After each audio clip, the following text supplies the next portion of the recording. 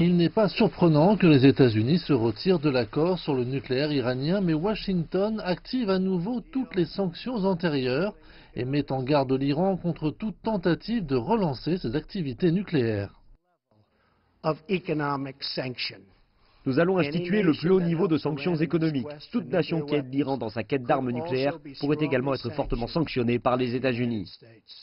Les responsables de la Maison-Blanche disent que les États-Unis imposent immédiatement les sanctions, ciblent les secteurs critiques de l'économie iranienne tels que l'énergie, la pétrochimie et la finance.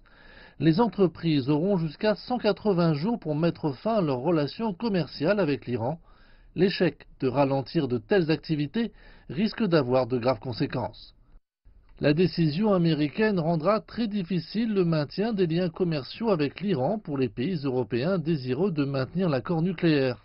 Dans les prochains jours, l'Union européenne, la Russie et la Chine discuteront avec l'Iran.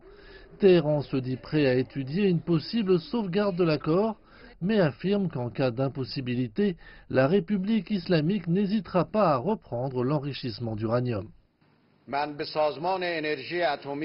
J'ai ordonné à l'organisation iranienne de l'énergie atomique d'être prête à agir si nécessaire, de sorte que, si nécessaire, nous puissions commencer notre enrichissement industriel sans aucune limitation.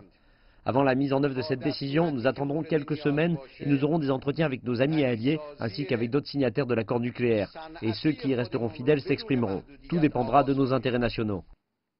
En attendant, dévoilant une nouvelle politique de pression controversée sur l'Iran, les États-Unis affirment que Téhéran, je cite, ne doit jamais acquérir, fin de citation, d'armement nucléaire.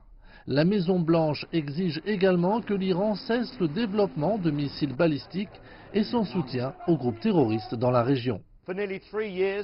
Près de 3 ans, toutes les puissances mondiales, à l'exception des États-Unis, ont déclaré que l'accord conclu avec l'Iran fonctionnait et que Téhéran remplissait ses obligations. Maintenant, tout est remis en question.